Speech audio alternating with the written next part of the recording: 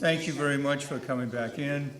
And as I said, some of you may have missed it, but obviously today's program is being recorded so that all the municipalities in this region and beyond will have the opportunity to understand the presentations that have been provided today, which are critical as we move forward. I talked about the critical aspects of the regional planning agencies, and in our system of federalism, the relationship between our federal government, state government, local government, and within local government, the regional entities, the counties, the regional collaboratives. It is so important how we can learn from one another. Today, we're very fortunate to have two individuals representing the Healy Driscoll administration. In the booklet that we handed out, their entire bios are there, and want to direct you to them. First is Quentin Palfrey, a longtime friend and tremendous public servant, has worked at every level of government and in the private sector as well. He's the Director of Federal Funds and Infrastructure for the Office of Governor Maura Healey, and he is in the unenviable position right now of looking at what is happening in Washington and trying to figure out how we're going to move forward with the challenges that face us in the Commonwealth of Massachusetts, trying to make ends meet and trying to take advantage of the programs and also the infrastructure needs of the Commonwealth. So very honored to have him with us. And also Jonathan Shag, who is the Deputy Climate Chief and Director of Investment in Decarbonization and Resilience. And Jonathan and I have had the opportunity to meet a few times now at forums like this. And as you know, Governor Healey and Lieutenant Governor Driscoll has placed climate on the front burner in terms of the agenda for the Commonwealth of Massachusetts, and has tried to take this issue on. And Jonathan's been there working on this issue in other places, including Rhode Island. And so he has a great regional, perspective as to what's happening in the field and what needs to happen as we go forward. We had talked in the last panel about what was going on in the Old Colony planning region of the Commonwealth, and talking about the necessary planning that's going on to help cities and towns. We heard from DOER and Lisa giving us an overview of the technical assistance monies that can be available for many of the green communities in the Commonwealth of Massachusetts. But it seems to me, as we move forward together in this region and throughout, that we also have to look at ways in which we can help finance sometimes even without governmental assistance. And believe it or not, in the greater Taunton area, we just put together a program not too long ago where we put the banking community at the table, and all the banks came together, and two of the banks came forward and said, you know what, we'll offer 0 interest loans to homeowners and small businesses in the region because we think we're going to have a lot of other loans that will come forward from plumbers and electricians and carpenters and people that are doing insulation, if you're focusing a lot on the built environment. and ways in which we can do that. So I think there are opportunities to learn from each other as to what types of strategies can be implemented. So I look forward to hearing from Quentin Palfrey and from Jonathan about what's happening in the Climate Office, what's happening with federal funds and infrastructure. And they're going to stay with us for a little while, and they'll be glad to answer a few questions. And then we'll close out the day with E3 Climate Advisors to give you an example of what some of these energy companies that are out there can do to assist cities and towns with some of the things they might not be aware of, because they may not be able to afford a full-time person that is working on these issues, but they can work with a consultancy to help them with these issues. So at this time, let me turn it over to Quentin Palfrey, Director of Federal Funds and Infrastructure for the Governor's Office. Thank you. Thank you so much, Senator Pacheco. And as the Senator mentioned, I'm just a huge admirer of Senator Pacheco for his work in this space. And he's been a leader at the local level. He's been a leader at the state level. He's been a leader at the national level. And he's been a leader at the international level. And as we think about the climate crisis, it's really important for us to build partnerships at each of those different levels. And thrilled to have our friends from Ireland here as well.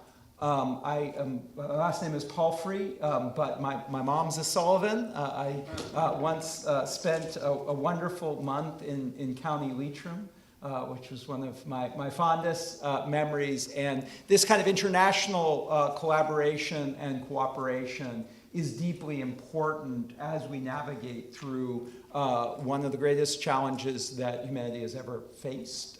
Also wanted to give a big shout out to the Old Colony Planning Council. They've been key partners for us as we've thought about how to make sure that the state is supporting our municipalities, our cities, towns, tribes, local nonprofits, which is really where the rubber is going to hit the road on the solutions to the challenges that we're facing here. This is a really extraordinary and dynamic time in terms of the federal government's involvement in building infrastructure and investing federal resources in solving the problems relating to clean energy, decarbonization, and resilience. And I'm sort of tempted to use the old Dickens phrase, it's the best of times and the worst of times. But I think that'll kind of help frame some of what I'm about to talk about. So I was in both the Obama administration and in the Biden administration. And when Governor Healy came into office a little over 2 years ago, she had made a commitment, a day one commitment, that she wanted us to compete for the new resources that had come out of the bipartisan infrastructure law, the Inflation Reduction Act, and the CHIPS and Science law, which collectively represent the biggest federal investment in infrastructure in history. The Inflation Reduction Act, as you know, is the largest climate bill in world history. And Governor Healy's a very competitive person. She used to be a professional basketball player. And she said, we're going to go out there and we're going to fight for these funds. We're going to bring them back to Massachusetts and we're going to use them to build things that matter and to advance a really aggressive agenda. And as Senator Pacheco mentioned, and Jonathan can get into, she also created a cabinet-level climate chief and elevated climate focus to the very top of the agenda. And so what she asked me to do was take on a new role, build a new operation, whole of government strategy to seize these federal resources and deploy them. We have a terrific congressional delegation led by Senators Warren and Markey. We've got really strong leadership at the House of Representatives level.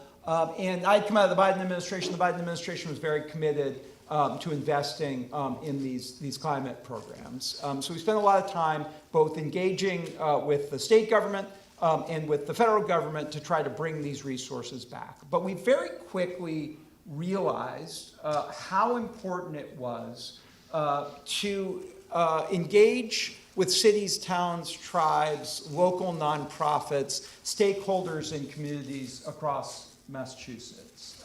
So we went out there and we sort of talked to folks about how they were experiencing these new resources, these new pieces of legislation, and we pretty consistently heard some of the same comments. First of all, people were excited, right? There was lots of new federal resources, there were a lot of new programs.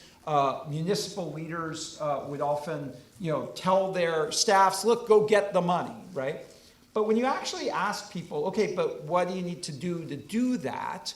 What they would tell us pretty consistently was there's too much jargon, there are too many silos, there are a lot of different programs, we don't know when they are and what you should apply for and how that actually relates to our work. We also saw some of the same challenges that I think comes up over and over again, probably comes up in other countries as well, which is that communities with resources, communities that had a track record in attracting federal investment, that had fancy consultants, that had big planning staffs, those were the ones that got the money.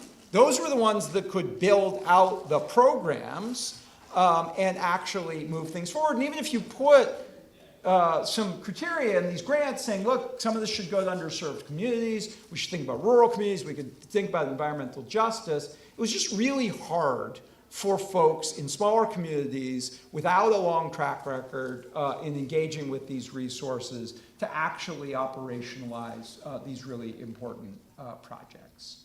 So we built out a program that we like to call the Federal Funds Partnership. And this partnership idea, I think, really resonates with the themes here today, Transatlantic partnership, and also a partnership between the state government and the municipal governments. But we wanted to make sure that our values were front and center, that we were focused on equity, that we made sure that environmental justice communities were at the top of mind.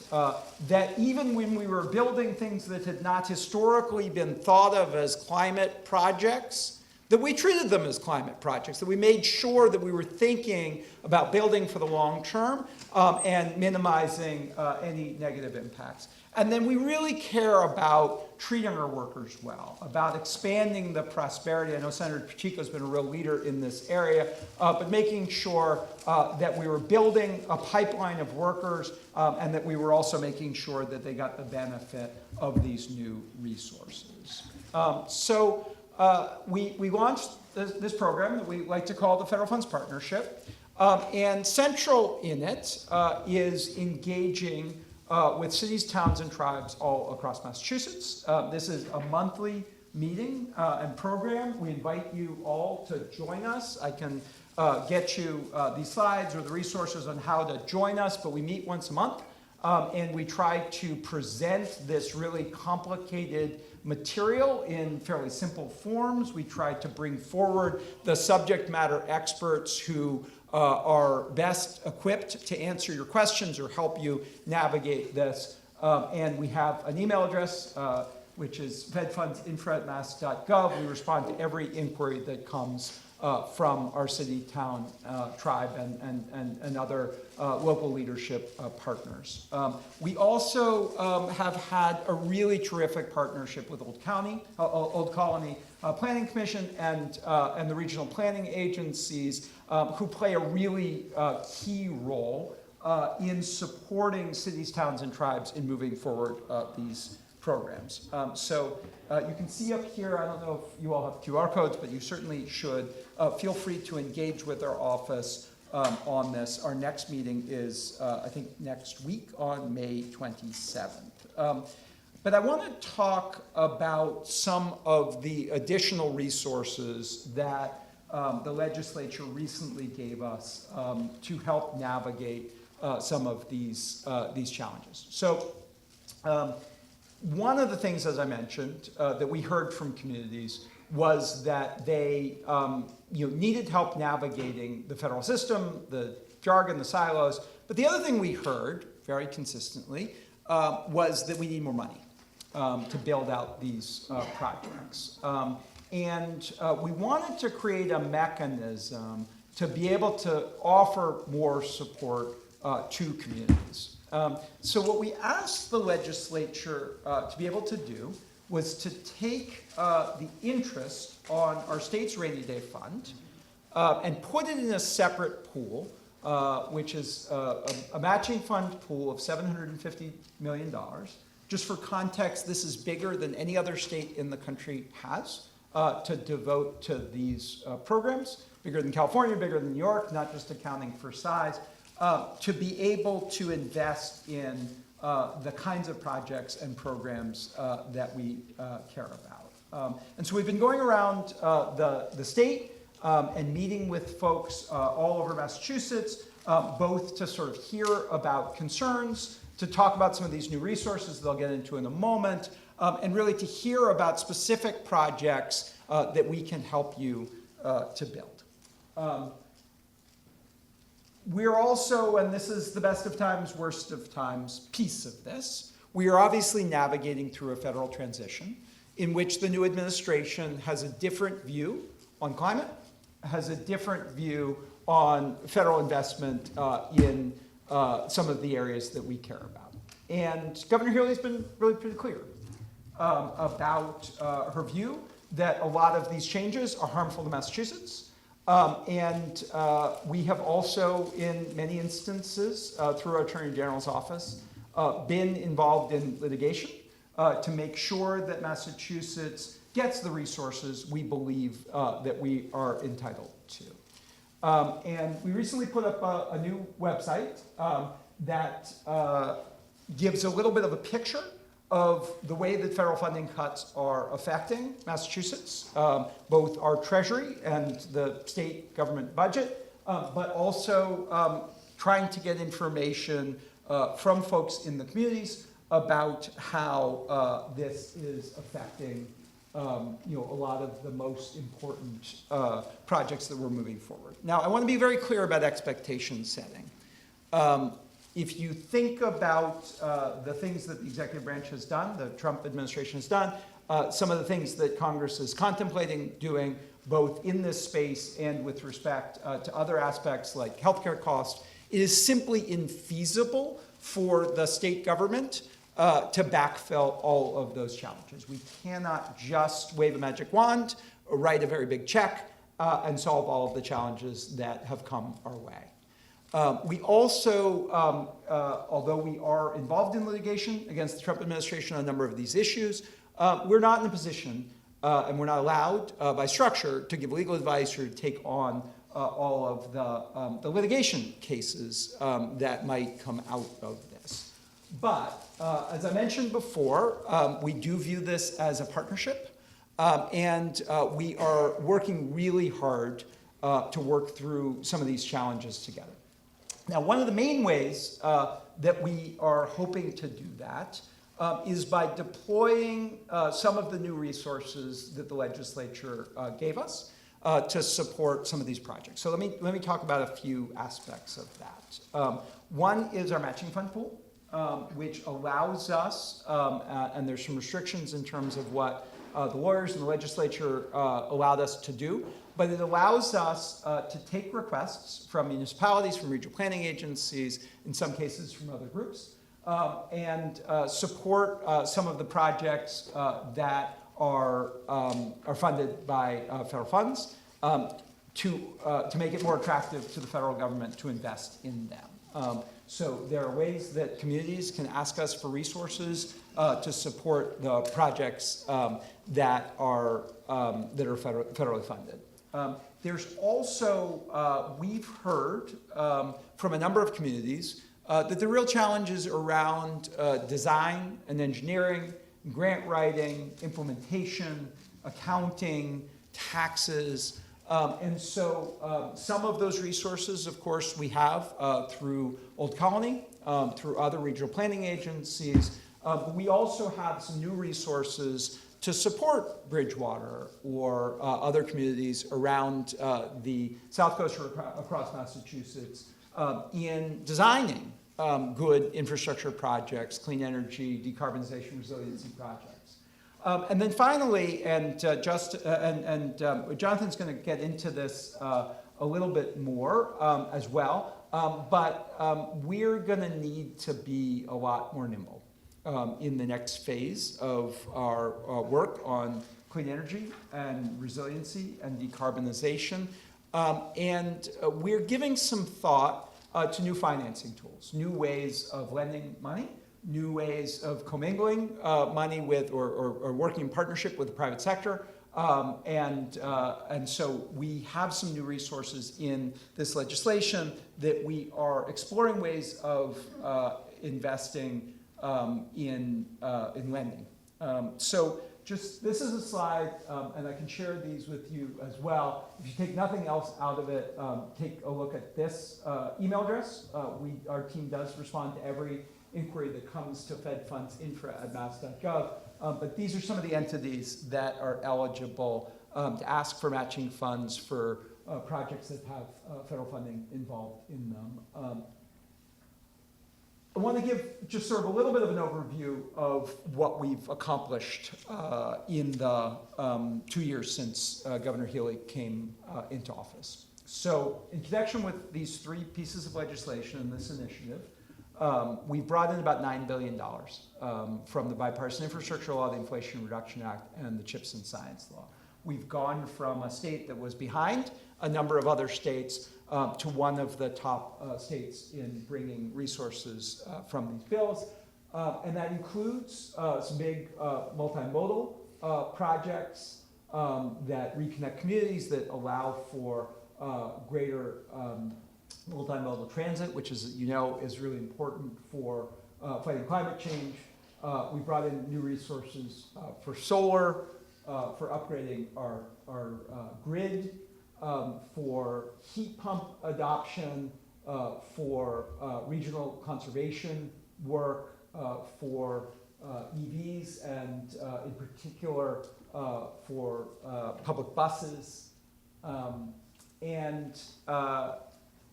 We've made a real priority of investing in equity and investing in climate-related projects. That is even more so our priority in a new environment where the federal government is much less of a partner with us in these efforts going forward. We're going to need, as a community, to be creative about transatlantic and international cooperation, about state and local partnership in order to continue to build and move these projects forward in a time where there's a lot more uncertainty. So I think I'll leave it at that. Maybe turn it over to Jonathan, and then we can, I'm happy to take some questions.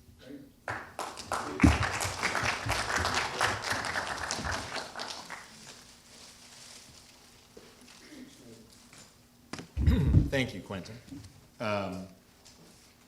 Quentin and I have spoken on panels like this a number of times, but I always find that I learn something by listening to him talk about all that's happening in Massachusetts, how aggressively we're pursuing things in the Healy Driscoll administration.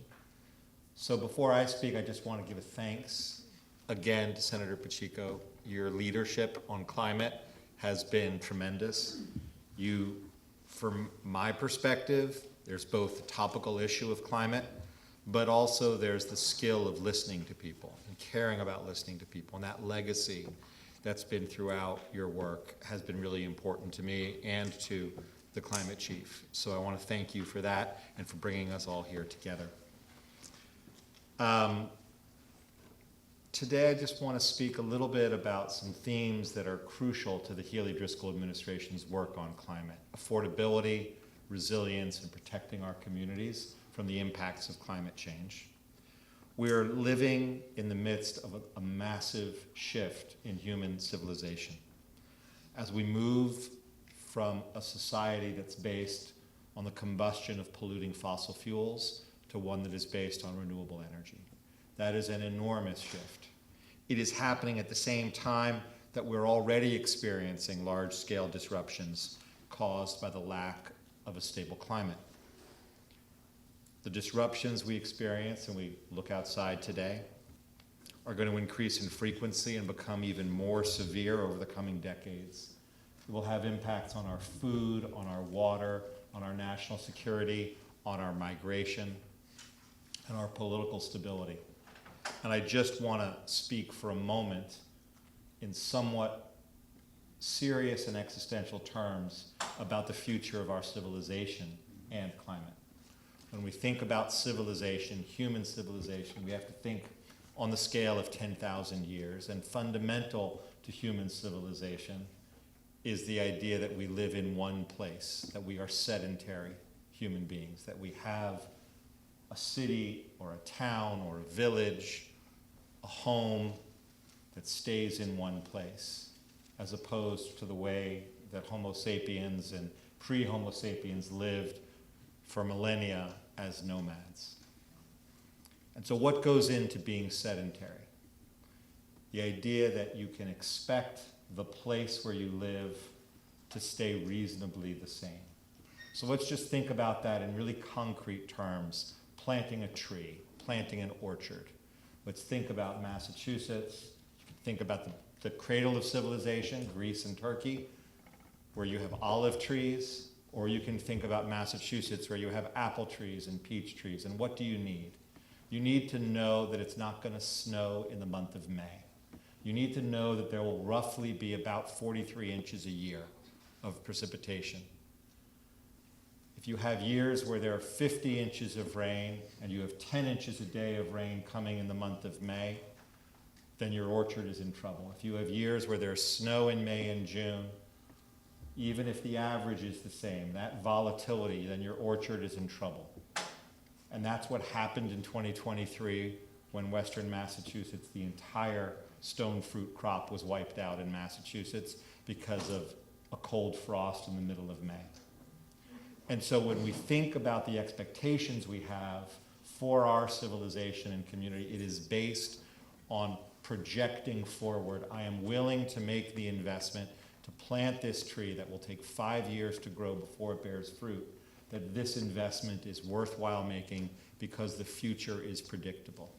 And when we think about the implications of an unstable climate, it undermines an investment as basic as a tree. It undermines the stability of a 30-year mortgage. It undermines all of the financial models that rely on historical data. And so it is a fundamental transition that we are living through and that we as a group need to build for and govern through. So it's in response to that really systemic instability that Governor Healy created the Climate Office on her first day of office, Executive Order 604. Let me tell you just a little bit about our work and how we're organized. We try to work to de-silo climate as gracefully as we can across state government.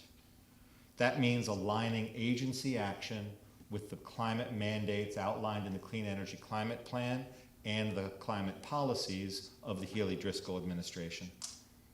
We try to focus on accountability and results and collaboration at the same time.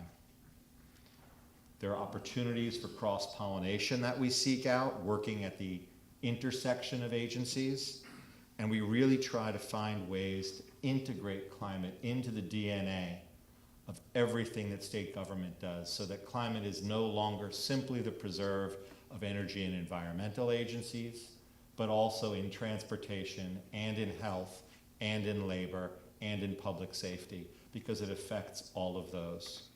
And we try to do that while involving our partners, the municipalities, our planning councils, regionally, labor, environmental advocates, and of course the private sector.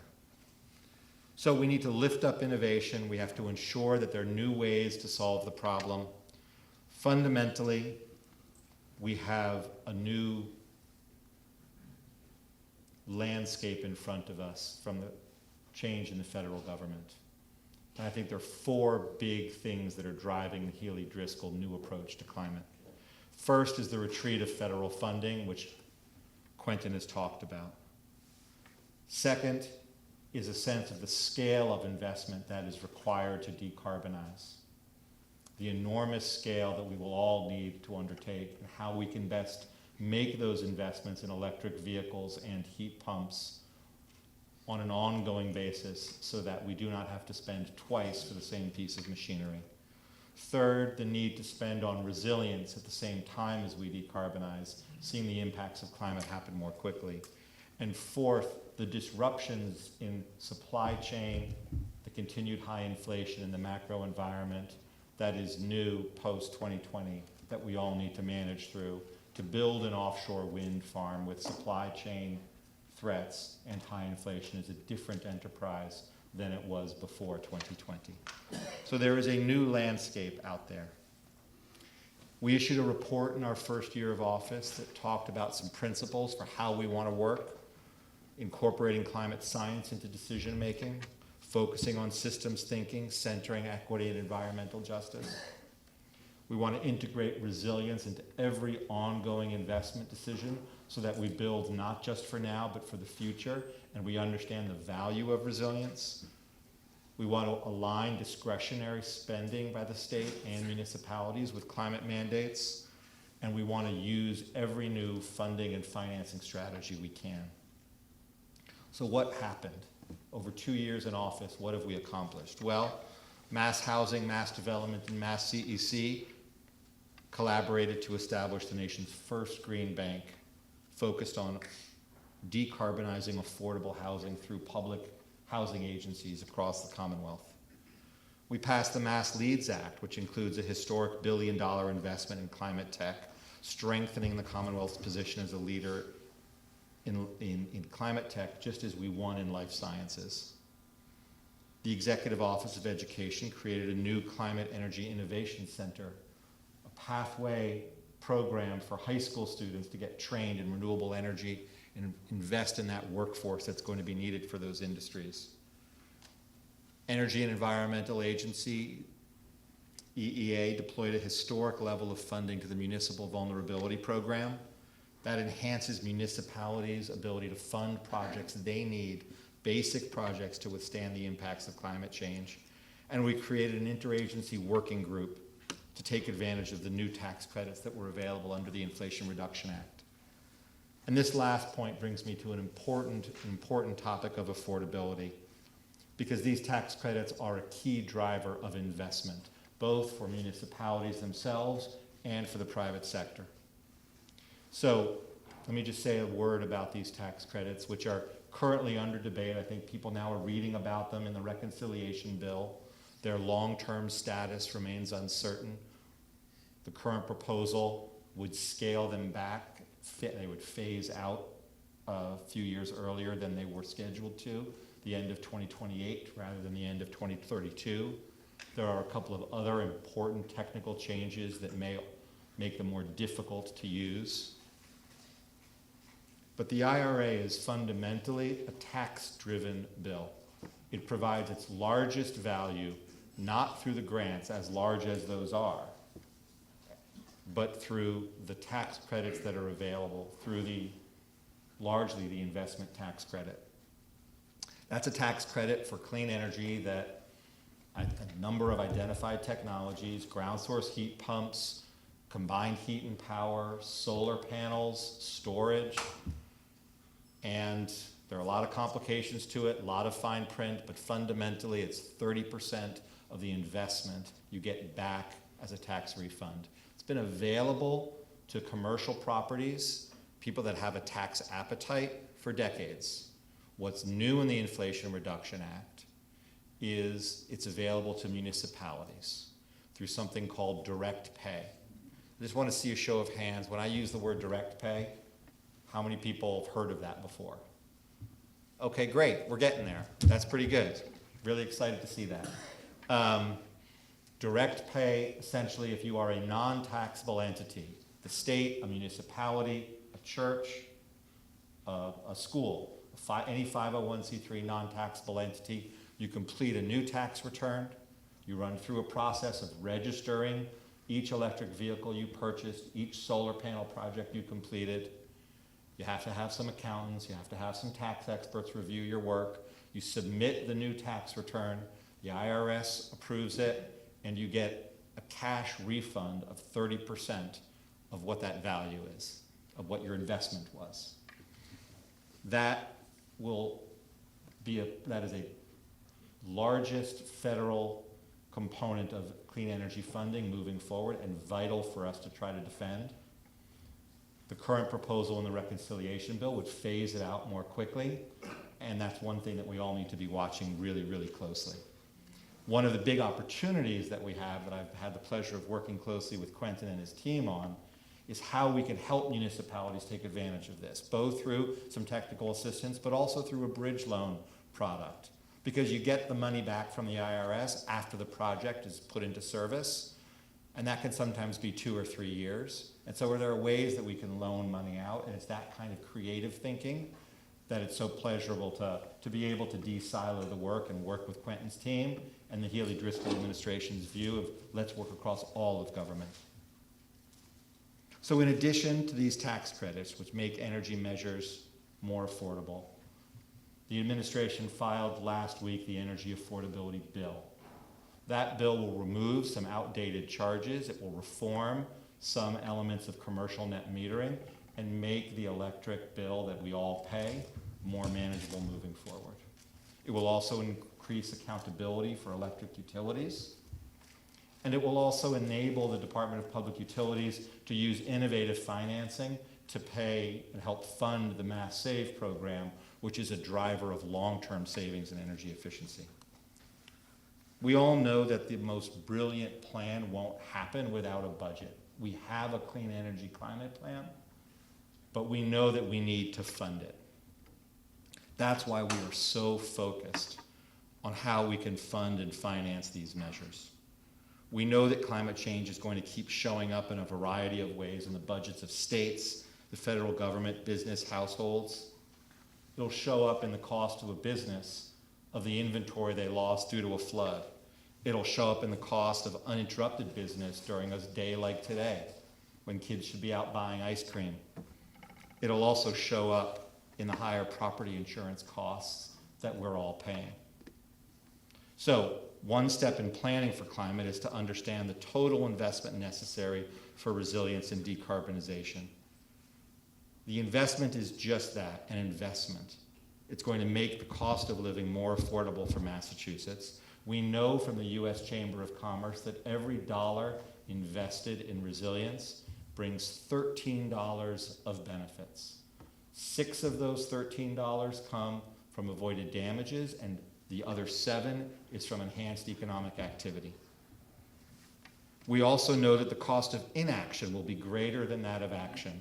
Yeah, it's an investment we need to make, but if we don't make the investment, the damages will be 6 times higher, according to the Potsdam Institute study that was released last year. That's why we're continuing to invest in winning programs that save communities money, like municipal vulnerability. It's also why the Healy Driscoll administration filed legislation to augment Chapter 90 funding with $200 million of fair share funds dedicated to upgrading culverts. Culverts. When I took this job, I never thought I'd be thinking so much about culverts, right? We dig culverts is the mantra that everybody says. So we know we've got 25,000 culverts in Massachusetts. We know half of them need to be upgraded. Cost $1 to $2 million each. So that's somewhere between $12 and $25 billion in culvert repair. Most of it is owned and done by municipalities. So the $200 million is still a tiny fraction of the overall need. So while we enhance the funding with fair share, we also need to find ways to crunch the cost, to prioritize. And that's exactly the work that's ongoing across government. There needs to be a way to take that $200 million and have it really transform the way that we procure through standard design, through bulk procurement, through enhanced technical training, to have that process of upgrading something as simple as a culvert be much easier for a municipality to navigate. It's also why we've been speaking with municipal leaders about new kinds of funding, revolving loan funds, developing a revolving loan fund, building on the model of the Clean Water Trust. Clean Water Trust has demonstrated how you can they've taken $3 billion of contributions over the last 20 years and turned it into $9 billion of actual project deployed funds through a combination of revolving loans plus going out to market and leveraging those with capital markets, third-party funding. That track record is something that's really of success, is really important to Massachusetts communities. And so we are proposing to locate a new revolving loan fund focused on resilience at the Clean Water Trust. And that's something we're talking with municipalities about. So these are the kinds of tools we're going to need to leverage. These are the kinds of approaches we're going to have to take, both engaging with municipalities and thinking about new financing tools, new ways of finding value, if we're going to scale the solutions that we have to meet this existential crisis. So I'm happy to talk with you and answer any questions you may have, but thank you for your time.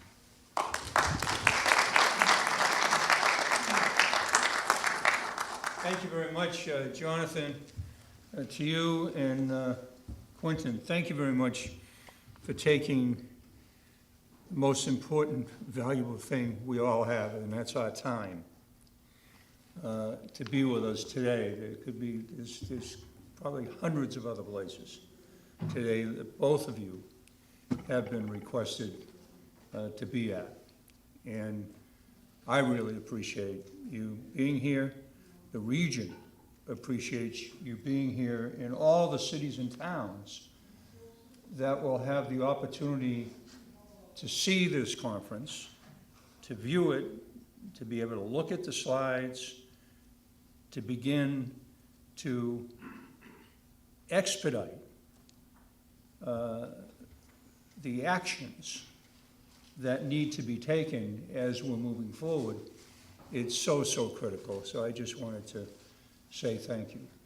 Let me open it up just for a couple of questions before we go into the last panel. Do we have any questions of audience members that are here with us? Yes, Frank? Regarding the tax credit you mentioned about, last time I heard you was 2039. But it seems that it has got, 2039. yeah, So I think, there you go. So in the original legislation passed, it was the end of 2032. yeah. And the most recent proposal that I saw was the end of 2028. There's another shift, which is from, for the investment tax credit, traditionally the date that mattered was the date that you began construction. So if you began an offshore wind farm and you had all your funding lined up and you began it on December 31st, 2022, no matter, it could take you a decade to finish that thing. You began construction, you counted, and you would have certainty over that. And you could understand why all the bankers and people would care about that certainty. There's a proposed shift to eliminate the start of construction deadline as the one that matters, and instead have place into service. Now, any number of things can happen when you begin a project. And if you add that level of risk, it creates great uncertainty to the point where it may freeze a number of projects. So that is one element that we're very concerned about. Thank you for the question, Frank. And just for your edification, if you haven't met Frank before, Frank Powell is an entrepreneur, lives in Boston, but owns a solar company in upstate New York, and has been working with other industry leaders in the world, actually folks in Germany, in Austria, and in Switzerland. And they've developed new cell technology that will increase the efficiency of solar panels by as much as 40% in the east and 70% in the west. He's reached out to Secretary of Commerce and I know has had some conversations with the administration, but new technologies are just exciting to think about what the Clean Energy Center is working on, Frank, to think about everything that's just around the corner, if we continue to work together. And that's in part what this conference is really all about as well, to not have us be too disappointed as to what is going on, because we've been through this once before, and Massachusetts is a state that decided to stay in terms of meeting the Paris climate goals, right? And that's why this foundation, developing foundation, Transatlantic Climate Alliance, was created so that we would be working and talking at the subnational level, counties, cities. If you think about it here in Massachusetts, and I mentioned it earlier today, I think I mentioned it to you, Quentin, on a telephone conversation, but Plymouth County has joined the alliance as a founding member. So too has Bristol County, Norfolk County. We're talking with Barnstable County. And we can envision a time not too distant in the future where we could put together a finance conference, taking some of the models that you are now talking about and developing, Jonathan, where we can try to implement some best practices around private sector financing that can come to the table based upon some of the models we talked about earlier. So there's huge opportunities ahead. Any other questions for, yes, So, just tell us your name, I'm sorry, Brian Kesselman, how are you? Brian. Okay, So, one of the phrases that, or words that I love that you used was nimble. Okay. yeah, And I'm in the private sector and I've been in the energy efficiency world for my entire career. Both as a contractor, somebody who has worked with multiple municipalities, multiple states, and every type of utility company you can possibly imagine. So, where I pose back to the nimble part is that how do the collective we work with utility companies that are anything but nimble or anything but flexible?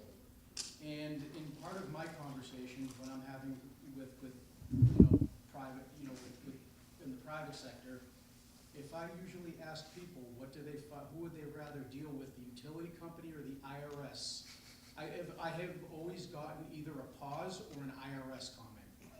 So ultimately,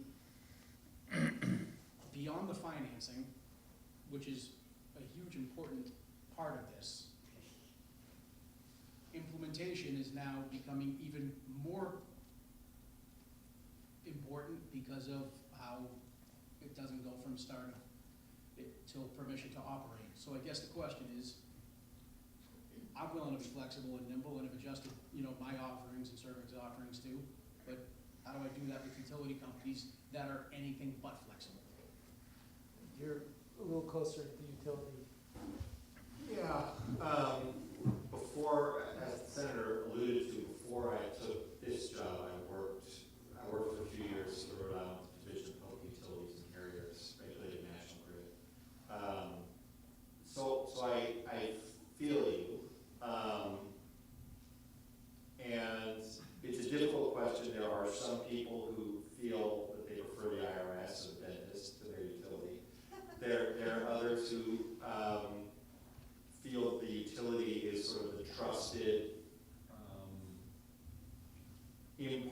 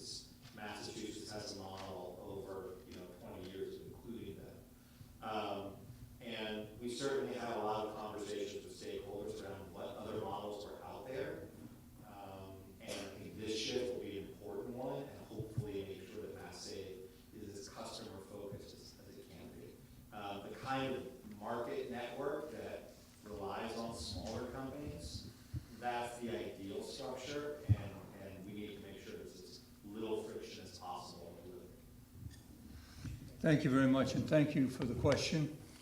I can tell you that I was talking to the climate chief not too long ago when Bristol Plymouth Regional Vocational Technical School is under construction. They're planning on opening next year, and they want to open net zero. But there's 3 megawatts of solar that is part of the whole planning process, and 1 megawatt don't have to worry about. But as soon as you go over 1, then now you get kicked into the federal oversight process and transformer and the grid, et cetera. So it becomes very frustrating for cities, towns, regions that are trying to move forward more quickly. And then there's the planning police, which you need to have done. But it seems to me we should be able to expedite it a lot more quickly than is going on. So I can feel your where that question is coming from as well, because I see it right within the district I used to represent. You know, that's a lot to do with our system of federalism, right?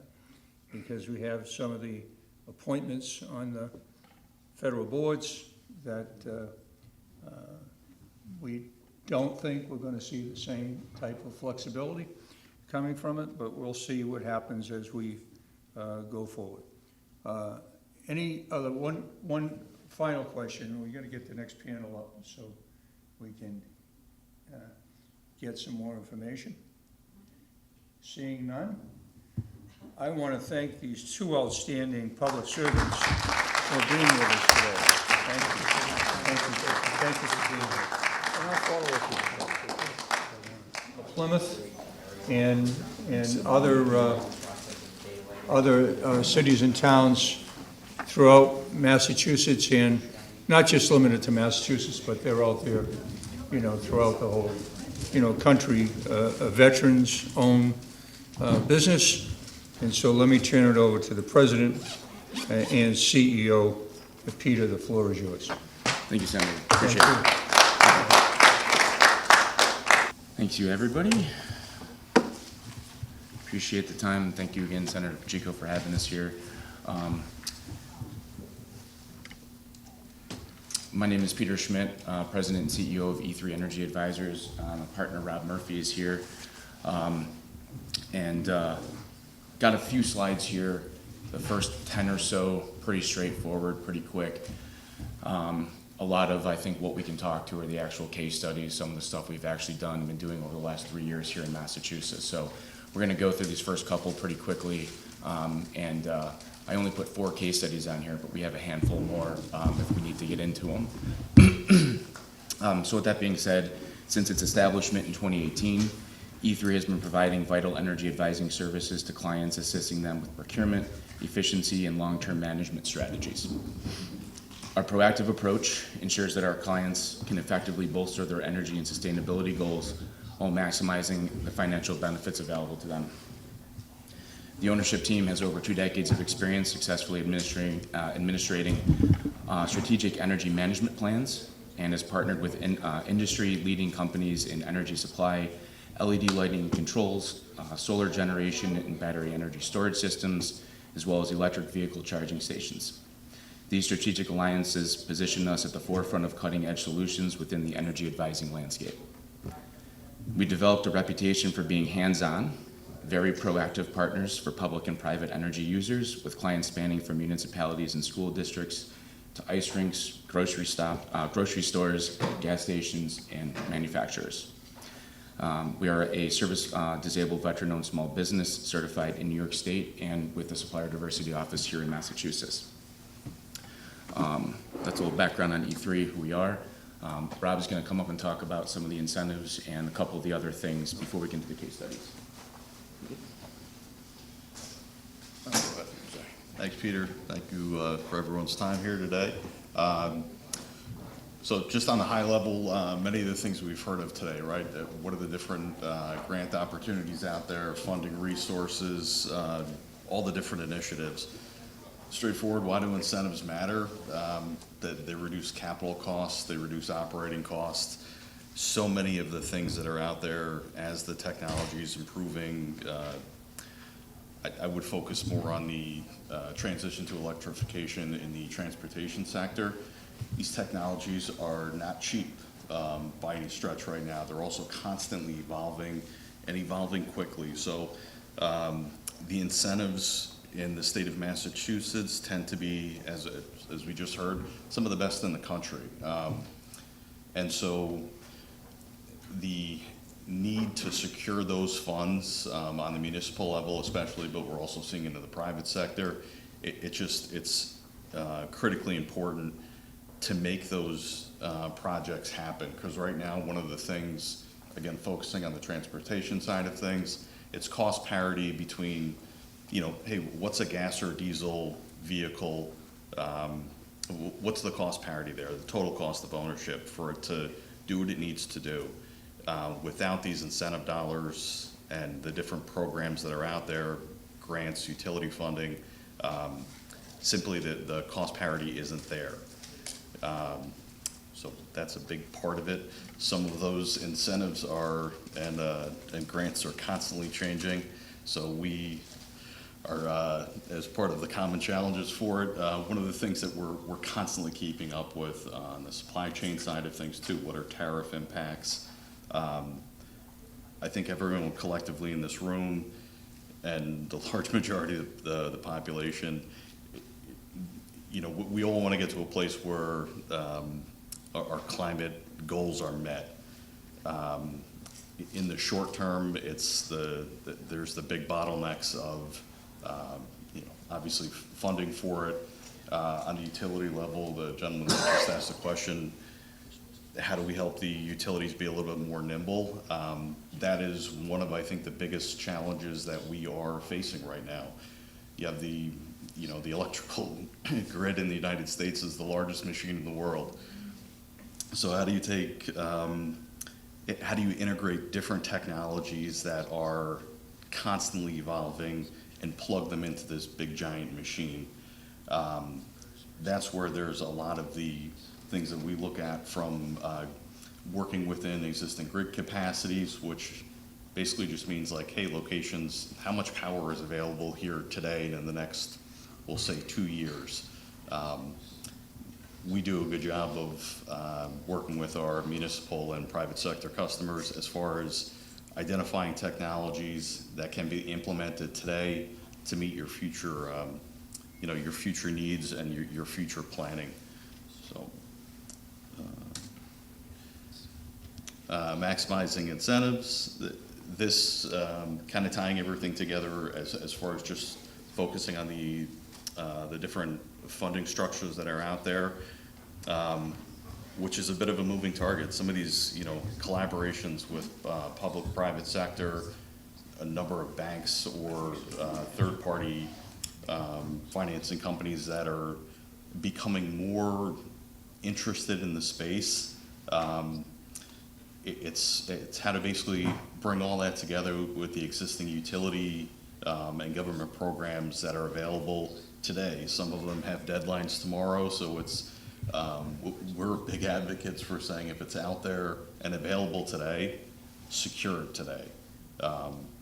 Doesn't mean it'll be there tomorrow, but that's the proactive side of things is something we're constantly pushing, especially in the state of Massachusetts, where these things, you can apply for them today. We can help you with an application process today to secure it today. Utility engagement, this is something we continually preach and will continue to preach. It's something where if we're at conferences, in any state in this country, it's kind of like a mantra you always hear early and often as far as utility engagement. So many of these different programs, be it heat pumps, transportation electrification, solar integration, it kind of comes back to the point of the utilities are really the ones that own and operate the lines, the poles, the gas lines going in. You need their approval to kind of plug into their system. So that is something where that engagement, it is not fast, and so just to kind of start things off, even if it's on the planning level, just to kind of start having those conversations as early on in the process to say, hey, we've established, you know, a location, and this is what our goals are for it. It's an ongoing conversation with the utilities, but again, the more communication with them, it's just that the dividends are well worth it. I'm going to jump off here, and thanks again. Peter's going to get into some case studies.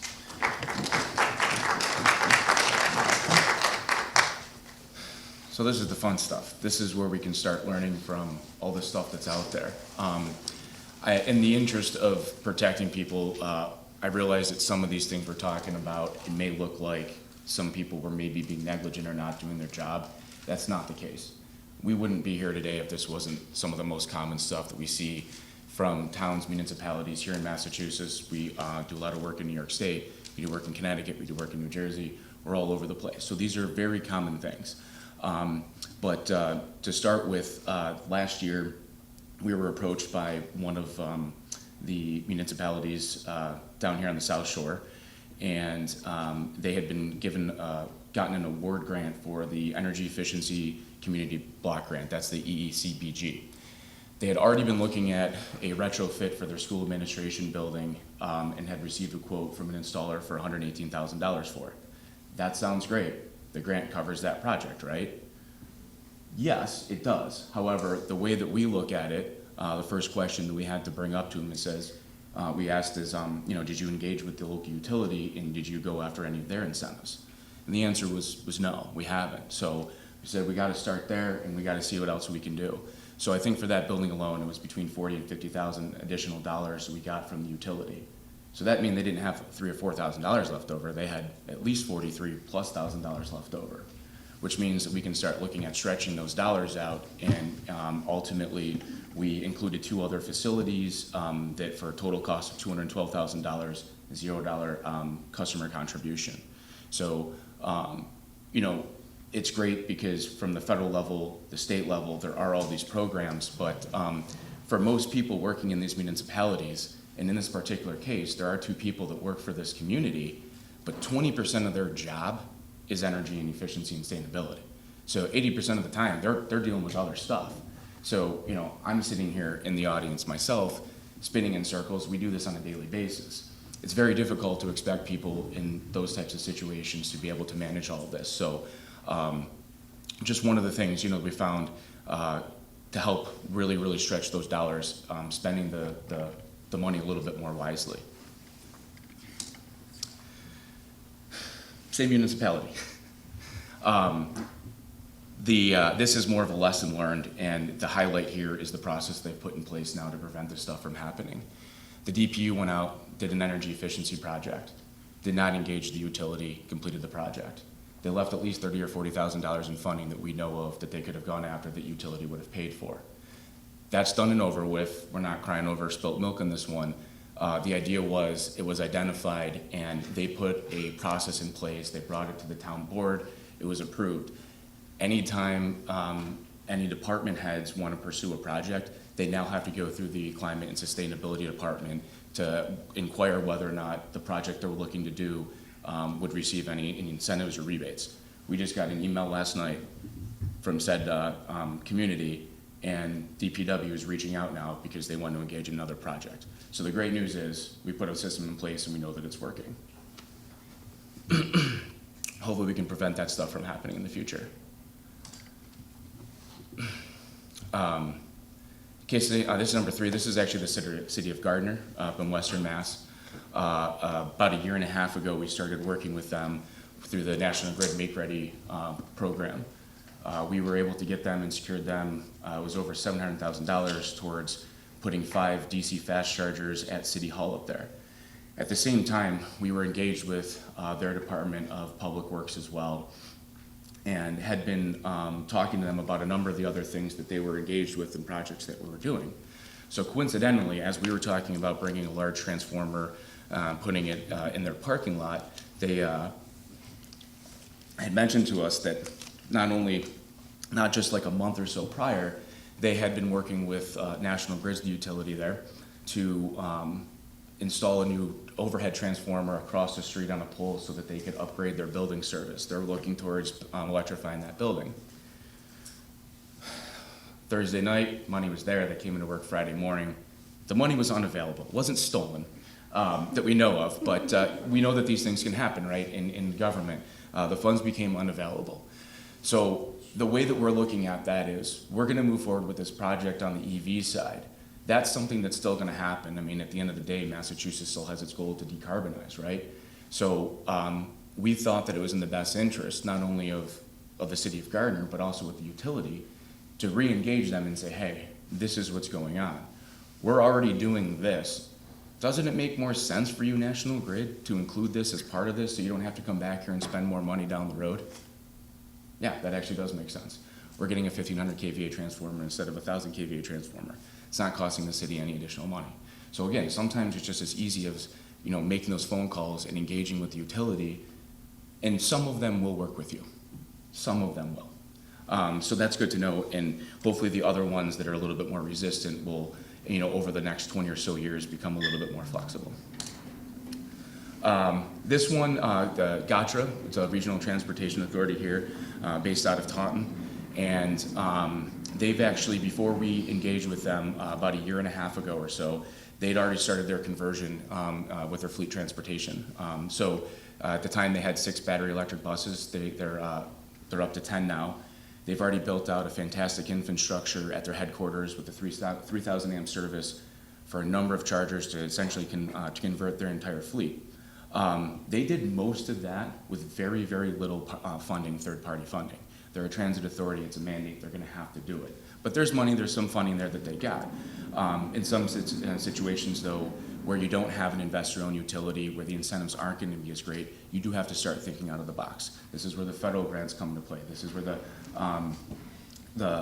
Mass CEC and other agencies come into play and you have to start looking at. So because we know what they're looking for, what they're doing, and we've been working with them for a while now, we're able to look out for opportunities that come up that we know that are going to fit their scope. And so just to give you a little backstory on this one, we engaged with them, with National Grid, to perform a fleet assessment study. It's about a $20,000 or $30,000 study that National Grid pays for 100% to help fleets that are trying to convert their inventory over to buses, or to electric vehicles, excuse me.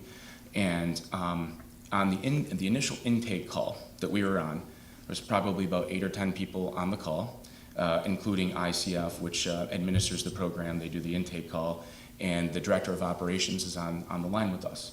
Not 2 minutes into the call, he drops off, and I get a text message. Just lost power here. What? How great is this? So since that happened, and we know about that, recently we became aware the Mass CEC has the Mass Vehicle to Everything demonstration program going on. That's $6 million right now.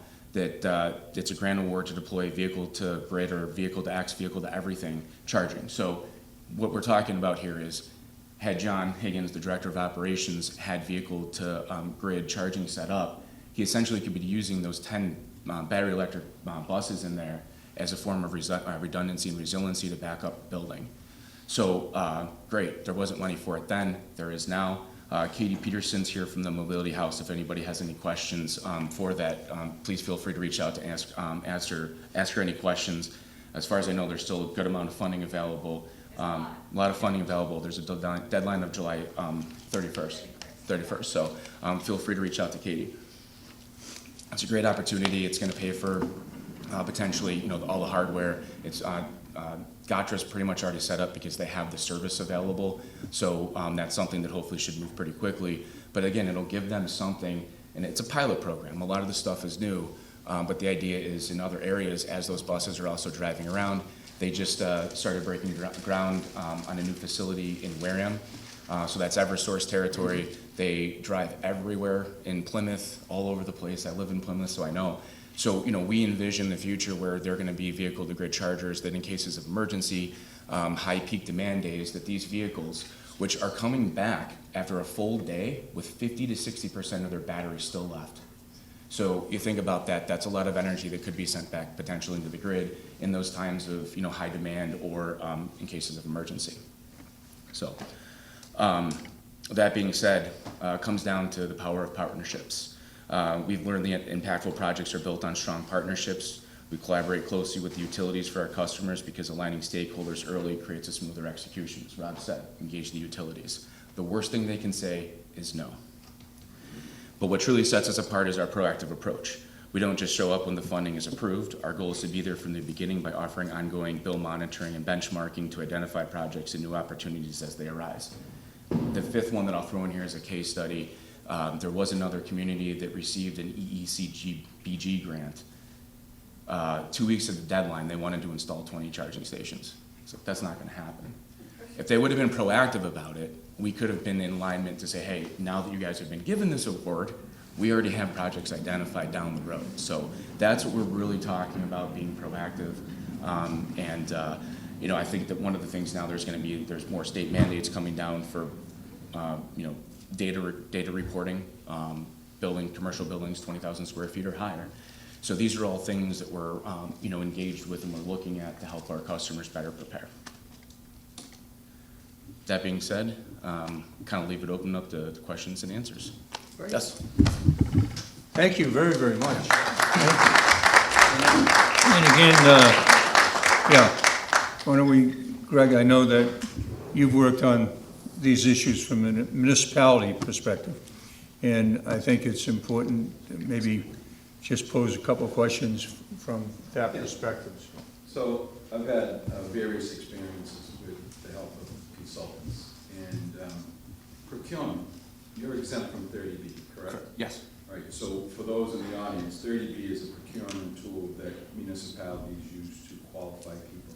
They are exempt, which means you put on an RFP or an RFQ for their qualifications. They can be negotiated to represent your municipality so that you can go after everything that they spoke of. Now, let me ask you a question. With respect to your company, veteran zone preference, do you get a preference when you are before a program on behalf of a municipality? Are you a veteran-owned opportunity, like an MBE, WBE situation? Do you get, not calling it special treatment, but qualified treatment for being a veteran-owned company? No, we don't, and that's okay. That's not what we're in this for, is to get any of that sort of preferential treatment.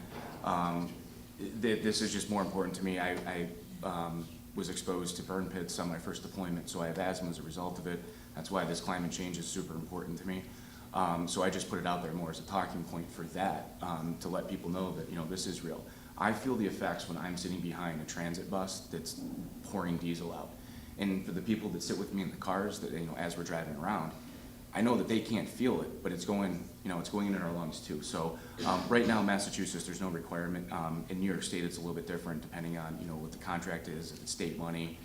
There are some requirements, but I think the city of Boston requires right now that like 1% of city spent dollars needs to go towards a veteran-owned business. Sorry. Yeah. So, just a couple other questions. So with respect to cost aggregation programs, right now Plymouth County is considering doing a regional program. There's already within our 27 communities a group of about 8 that are cost aggregation. My understanding that you have to be pre-qualified, a certain group of consultants to even offer that program. Are you one of those consultants? No, we don't agree with those. Okay. We don't agree with them. I'm gonna have you come talk to me. I mean, there's some value to it, but there's better ways to do it. Is just what we feel. For a community and that has residences that if they don't want to manage their own policy, their own utility bills, it's a decently safe place to put them, if that makes sense. So it's not a bad thing. I just think that there's really better ways to do it, but you also have to be proactive, and that's what we're preaching in kind of in that regard. But you, and from what I understand through the process, it's a 3-year process right now to collect the data, and that just might dry up, so that's why let me go nowhere else. With respect to battery storage programs, we actually, when we were over in Ireland, our good friend Gary was talking about battery storage, which they use over there. Can you talk about the benefits and features of that program here in the U.S., and if it's something that the council could get involved in? Because we have a lot of acreage that is just unused near transmission lines. So I was just curious on your thoughts about that. Yeah, I mean, and there's a couple different ways to deploy it. In the overall scheme of things, there's still a ways away from it being an everyday thing, but we're getting closer and closer. I still think it's, aside from the tax credit, it's still something the federal government hasn't highly subsidized yet. Once you see that, which we think is going to happen in the next 5 to 10 years, I think it'll make a lot more economic sense. But for right now, the projects that we're mainly looking at battery storage for are on high capacity, like level DC fast chargers, level 3 DC fast chargers for our charging station projects. And most of that is just for what we call peak shaving or demand shaving. So in that case, because of the high utilization of those stations and the high demand charges, those batteries don't need to be incentivized. They're almost going to pay for themselves in what we would consider a very reasonable, very good payback period. Where is that program now? Because I happen to be an interim town manager, and I had procured the services through one of your folks, but my board didn't want to go for it. Now, my understanding is that level 9 chargers now that are out there, level 3 chargers. Level 9, that's stuff that could probably take you to the moon. Yeah. Level 3 If it existed, yeah. Level 3 is kind of the cap. Level 3 is really what it is, and there's just a difference between AC power, DC power. Has that dried up in terms of awards?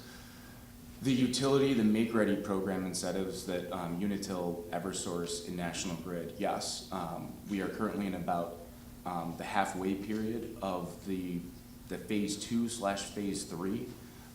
There is expected to be another phase that would go from 2027 to, I think, 2031, I believe. So right now, as far as we know, National Grid is taking applications. They will put you on a wait list. I believe there's already about 400 or 500 applications that are in. Eversource is not taking applications at this time. So this is where we're preaching the proactive approach, right? We know that we know that there's going to be another round. So right now, while we're waiting for that, we're encouraging our customers to start identifying the places that, hey, they missed out on, this last round. Don't wait until they re-release the program to have a project ready to go. So you feel as if it will be re-released in terms of funding, maybe not at the level it once was, because municipalities did take advantage of it. Now, my understanding of the program is, I think it's Mass DOT will now, when you do your app on your car, if you have an EV vehicle, it'll drive you to the closest charging station, correct? Is that not implemented yet? They're getting there. I'll say that. There's so many different network service providers out there, and like basically apps. If you're an EV driver, like I'm one of them. I mean, there's got to be 100 different things out there that most of them are private sector controlled. They're working on kind of integrating that and making the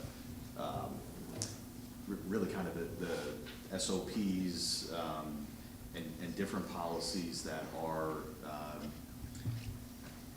like right now there's something called Open Charge Point Protocol, where it's if you think about like how cell phones work, right? There might be 100 different carriers, but the big ones everyone knows, AT&T, Verizon, T-Mobile, they all have to have a common language. Charging stations and the technologies behind it are just getting to that point. There's been a lot of good regulations on the state and federal end that are kind of have scaled that down, so it's everybody's working off the kind of the same baseline, has to meet the same industry standards. So long-winded way of saying it is getting there as far as when you pull your phone out and say, hey, I want to find a place to charge my car, it's very easy to do so. The biggest hurdle I had in convincing my Board of Selectmen to adopt, because I was looking to do revenue generation, was the first iteration of the level 1 and level 2s that everyone took advantage of, got the money, but then the technology was outdated. Is there a program in place or being proposed to be in place to take those original charges and upgrade the services so that you get today's battery storage? And I just want to segue to this gentleman over here with the improvement of solar cell capacity and efficiency. Sure. I was on the verge of canceling a solar project up in Drake that was funded, borrowed, and we went through the procurement process, picked Select Energy as the people, and then all of a sudden, the efficiency of the panels, my ROI went way up. So I stopped the cancellation of the project because I was looking at an override, and I said, wait a minute, if these numbers prove out, we're gonna make money. But the utility, to that gentleman's point over there, wasn't in giving us a decision before town meeting. And so I don't know where that project is because I was just interim, but that was something that was bothersome to me because I saw dollar signs where there wasn't any opportunity. But the biggest knock was, how do we get those first, additions of the technology upgraded so that it doesn't have a negative connotation? Oh, we invested in it. It didn't cost them anything, but no one uses it because it's 10 hours to charge it versus 3 hours to charge. So how do we deal with that? I think the best way to address it right now is looking at use cases and, the site-specific, like level one. I mean, I have a level one charger in my garage right now. It's fine for my use case for, putting around town. Level two, the technology is basically at the point where it's not really gonna evolve a ton as far as like how fast it charges a vehicle. There's gonna be a lot of things, and batteries gonna come into play, how you can load share. So if you're in a big parking garage or a parking lot, and there's 5 cars that are plugged in or 500 cars that are plugged in, the draw on the energy grid is gonna be dramatically impacted. So it's kind of like a lot of that. Thankfully, we work with a number of software companies that there's kind of dynamic load sharing and lower cost, more efficient ways to do things. As far as the kind of staying along the battery lines with like the DC fast chargers, so those level 3s, Tesla did come out with a level 4 or their V4. I don't know if that's the one you heard, but or there's the megawatt charging standard, which is if you're plugging in like a city bus. You have to be a weightlifter because it's about 30 pounds of copper. Like if you saw the port to actually plug these things into, it's pretty crazy. But on the battery side of things, the incentive programs, they're just coming out. Peter mentioned a pilot program that is available now, like that V to X, V to G. Batteries are going to be likely a very, very big part of that, and the battery technology is getting better. There's different, lithium phosphate, like there's all different battery compositions, and hopefully within the next 2 or 3 years, the funding will still be there, those programs will be better, and then also the cost of the technology should start coming down. One of the, I would say, the only drawback of funding levels from what we've heard, if you say there's $1 million available for an electric bus, what do you think the bus company's gonna charge somebody for an electric bus? $1 million, right? I mean, it's like, so that's kind of the only drawback, I would say, on some of the different funding programs. But Well, I appreciate it. I don't want to take any more conference time, but I will Yeah, this is say, your if last you're one. out there, it's my last one. No, it's a statement, not a Oh, good. question. I would, if you are a municipality, I would not venture forward without the benefit of a qualified consultant, because you will get the benefit of their experience. And if they're pitching these programs right now, I mean, these are the people that find the money, okay? And quite frankly, I don't believe you get paid until you engage, and then it doesn't really necessarily come from the municipality, it comes from the cost savings of what you did in a per kilowatt charge or whatever the therms or whatever you're working on. It is. So thank you for being here. I'll engage with you after. Welcome you. Yeah, just, yeah, let's just, I just want to say that was one of the reasons why I thought Energy Advisors is only one company that does this, There are a number of companies that are out there doing it. But it is important for municipalities to understand that whether it's energy advisors or another consultancy, as Greg Hanley just said, it makes sense to actually sit down with an advisor, a consultancy, to really have a good understanding as to what your analysis can be, and they will do that up front. So a lot of these companies will take your invoices from the utilities, look at what your energy use has been, and actually study what you've been paying, and sometimes be able to come back to you with a savings plan, that you're not gonna pay anything for, because you've been missing out on other revenue that the utilities could utilize against some of the expenditures that you'd otherwise pay for. And that was a couple of the examples they gave us in the presentation.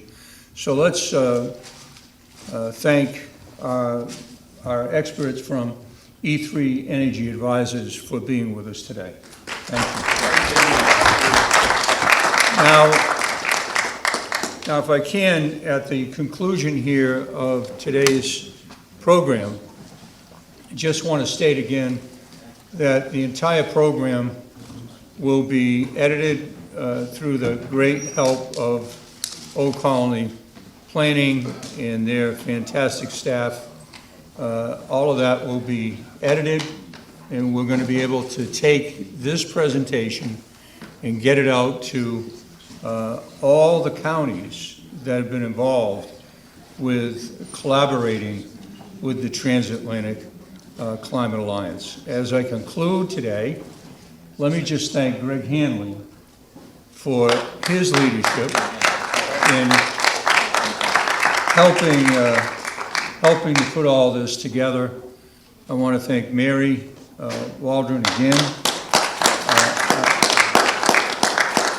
I want to thank the leadership of Bridgewater State University for hosting the conference here.